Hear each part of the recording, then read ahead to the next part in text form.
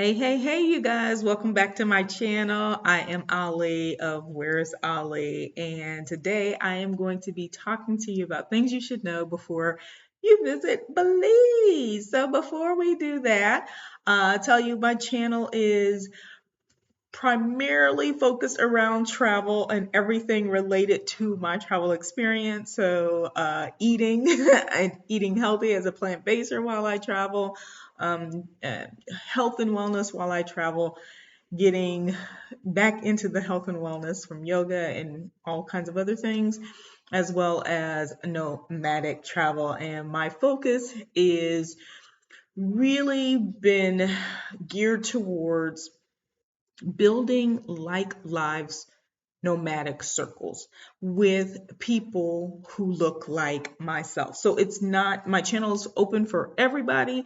I think there's content and information share that anyone can utilize.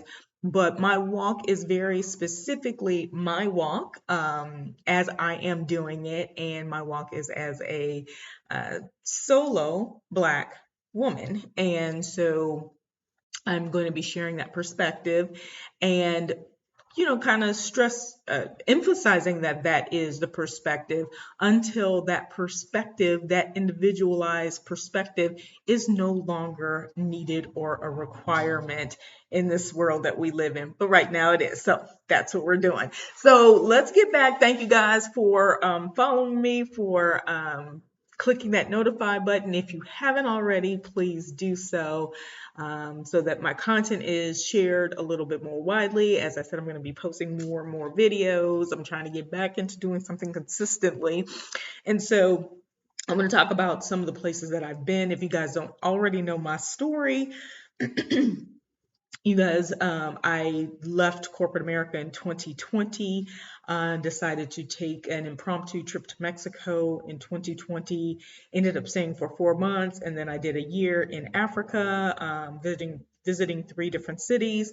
And then I went to Thailand for a little over 3 months, and it came back to the States, and now I have started again. So I have been to Belize, Panama, and now I'm in Ecuador. And so today's video, I'm really going to just be focusing on things you should know before you go to Belize, right? And these are going to be like countrywide things that you should know. And then I'm going to have some smaller videos that are going to talk about a couple of the cities that I visited this last time. So Placencia and San Pedro specifically. All right, so let's get to it. All right, you guys. So things you should know. Number one, and I think this is one that us Western US only English speakers will enjoy and kind of makes things a little bit easier when you're thinking about traveling. But do go and learn another language, y'all. English is the official language in Belize. You will also hear people speaking Spanish as well as Creole Patois. I think it's similar to Jamaican Creole. I'm not sure, y'all can tell me if I get that wrong. But that those are the languages that you'll hear there. But pretty much, I think everybody that I met, everybody that I ran into I think everybody spoke English. And I'm sure there's some people in different areas that may only speak Spanish and they may be in more of the rural areas and things like that. But that's a good to know. So if you're trying to decide on places to go and you want to go somewhere where you can kind of just blend in and things are just easy, that's one good thing about Belize. The other thing is their dollar is the BZE, and it's 2 to 1 USD. So 2 BZE to 1 USD. So you automatically think, our dollar is going far. That's like 50 cents for, 1 Belizean dollar. And in some instances, that is definitely the case. But if you are going to be in areas where tourist travel and tourist things are big in that community or that city, just bank on things costing more money. Okay, just bank on that price possibly being double. Specifically on the islands, you will see US prices for things and sometimes even higher. So speaking of the dollar, another thing that you should know, before you go. And this is really around if you're going to be budgeting, and why this is important is a lot of people always ask, how much money should I take? How much money do I need to enjoy this, that, and the other, and things like that. If you're going to the touristy places, you will in some cases find prices as high as 2 to 3 times what you would expect, right? So for example, if you're normally used to paying maybe I won't talk about the beer because beer is always really cheap pretty much everywhere, but like drinks or a meal, a plate, you would think maybe $6, $7. No, you're likely going to end up paying maybe in some of the nicer restaurants and things like that, anywhere from possibly 12, 14, $16 for a plate. And so what that means is one of the little tips that I will share is when you go somewhere to eat or buy something or whatever, and sometimes they'll have their prices listed, which is really nice. You want to ask, is the pricing in Belizean or is the pricing in USD? And the reason it's important is because sometimes you'll look at it and you'll see like $16, $18. You're like, oh, that has to be BZE, so it just divided by 2. And that might not be the case. That might be actually US dollars, right? And if it's a place that only takes cash and you don't have enough money, I think the people are really nice. You probably can do an IOU and make sure you give them their money or whatever. But just FYI, to be prepared for some of the pricing gaps and the fluctuations that you'll see depending on where you're visiting. When you're more inland and you're, in with more like a lot more locals and less tourists, the prices are really, really low. And so I think a lot of people, when they stay longer in Belize, they venture to those types of cities and areas. Okay. From one thing to know is getting around. So let's say you're going to Belize and you're wanting to go, okay, yeah, I want to go to San Pedro, I want to go to Placencia, I want to go to Belmopin, I think I said that, Belmopin, or I want to go to Hopkins or, somewhere, right? It's like, how am I going to get there? I don't want to rent a car, but how am I going to get there? So there's 2 other modes of transportation. So I'll talk about the first one to get to the island. Something to know, this is also around a budgeting aspect, is you can take a water taxi. So from Belize City, you can take a taxi from the airport. So if you fly into Belize City, the large international airport, you can get a cab right outside the airport and say, hey, I need to get to the water taxi. Boom, and then we'll drive you whatever the cost is to the water taxi. The water taxi is probably about 30, I think it's around $30 to $35 one way, and you can get a ride to Key Calker, which is the smaller of the two of the major islands, or San Pedro Ambergris Key, which is the northern larger island, which most people tend to go to. That has become a very big touristy island and location, right? So you can do that. Now, I don't think the water taxi goes to the other cities. Correct me if I'm wrong. I have never taken it to anywhere else. I've only taken it to Kikaka and to San Pedro. But you can also, from both airports, there's 2 Belize airports, but from the international airport, you can also take a flight. They are crop dusters, y'all, so don't expect to be on even 120-seater. It's going to be about a 15-seater plane, so Cessnas. And 2 major airlines that I know of right off the bat, Maya Airlines and Tropic Air. You can either pre-buy on their website, which I use that to tell me what the prices are and what times the flights are, or you can just land in at the international airport, or either of the 2 airports, but let's say you land at the international, and then when you're walking out, they have the booths, and you can walk up and say, okay, what's the price and what's the time for the next flight? And literally just sit at the airport and wait and just take a flight over. Now, the prices that I saw when I was there in July and August, they were about $100 one way. Okay, so that may affect your pocketbook if you got 2, 3, 4 people wanting to fly, family, right? And you're like, I didn't want to spend $400. So that might deter. So that's just something to know. So a lot of times people are like, oh, I want to go to Belize. I want to go to Belize. But you don't realize after you take that, flight from the States or wherever you're flying from, you also got to figure out your commuting to the place you're going to stay. A lot of times people don't stay in Belize City. They typically go to the islands, or to Placencia are some of the main areas that people go to. So I want to make sure that, you're aware of that. You can also rent a car. I don't have experience renting a car, so I really won't speak on the car rental part. But those are two of the main ways to get from the airport. You could also rent a transport or prepay in advance, or, find a transport that'll take you somewhere that'll likely be substantially less than paying for four people or whatever to fly.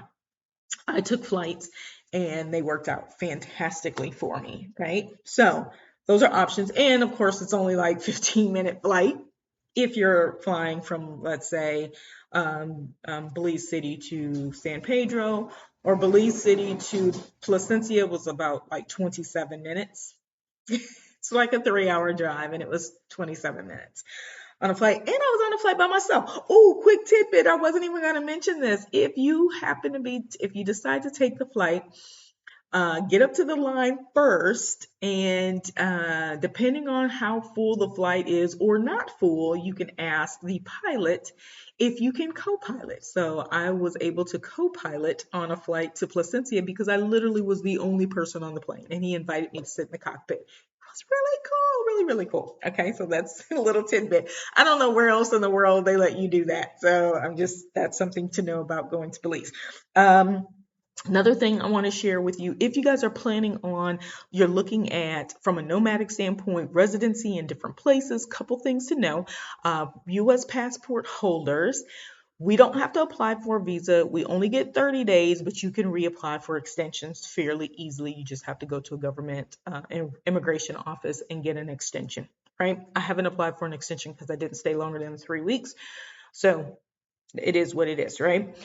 Secondly, there are multiple ways to get multiple residency types. And one of the ways that people are getting their residency, I know U.S. passport holders who are doing this, is if you stay in the country. So you do have to get an extension, get your extensions. And I think there's a cost around that. You'll just have to look up on the immigration, the Belize official government site to find out what the cost is for extending your visa.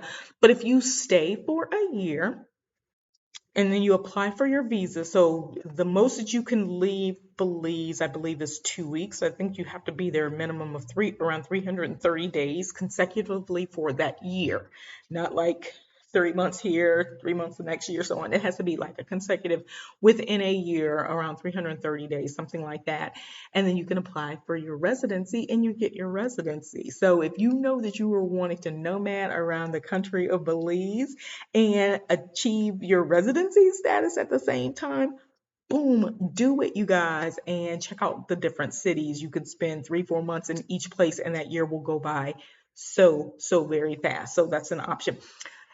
And another thing to know, if you are planning on doing that and you're thinking of, making Belize a short-term or long-term home or an investment opportunity, like you want to contribute to the community, locals and all of that, and buy property or buy land as a foreigner, you can do that outright.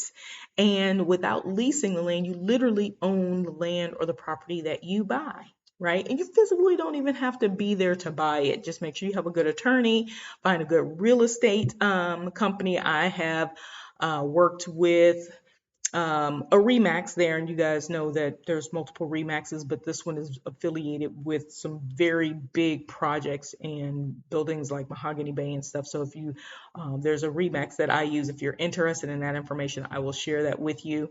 And other people that I know very specifically who use that same company. And have found success in purchasing land there, and the people who actually hit me to those individuals as well. So lots of movement in that area, and it's great. It's a great tidbit to know.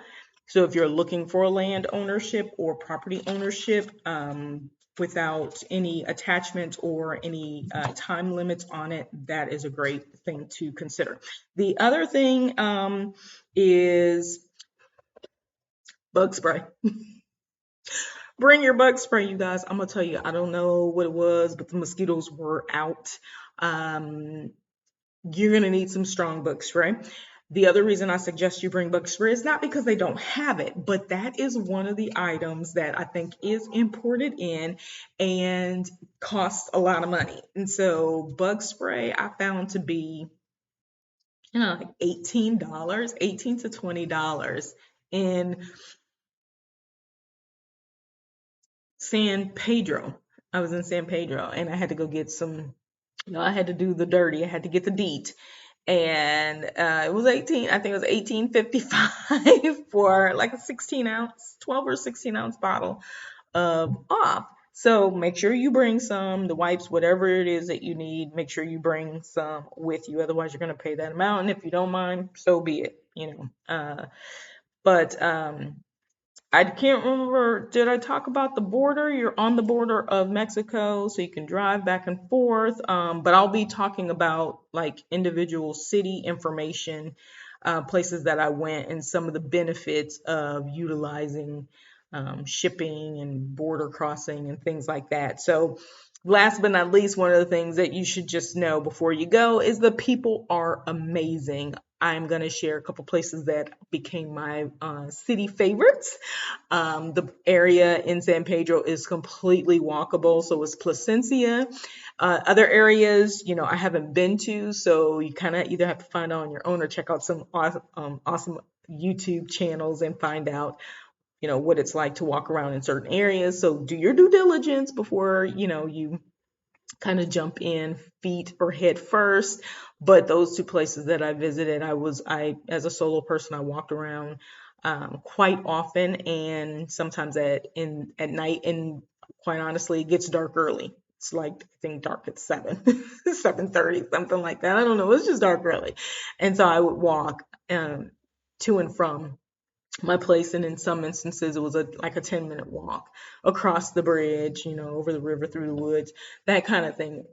So just know that. And I was very comfortable, was very alert but also very comfortable, so that's just something to know. But the people were very communicable there. It's probably one of the places, specifically in San Pedro, but also in Placencia as well, one of the countries where I feel like overall the locals were very friendly, and more than just like this accommodating, where are you spending your money, but getting used to seeing you around and being helpful and just saying hello and things like that. I thought it was actually really, really cool, and I ended up meeting some awesome people during my stay there. So those are some of the basic tidbits, things that you should know before you go to Belize. There's countless other ones, but I'm going to share those more in the individual city YouTube videos that I'm going to do a little bit later. So anyway, y'all, click the subscribe button. Let me know in the comments if this information is helpful to you. I'm going to be doing more videos like this. I hope that you guys enjoy this, and let me know what other types of things you guys are wanting to hear about. I'll also kind of list out places I've been and what I'll be talking about next. So you guys, follow back. I will be doing another live video with a friend on Sunday, so hopefully you guys will check that out as well. You guys know the drill. Thank you again for subscribing and sharing, and toodles and noodles, peace and hair grease. Talk to y'all soon.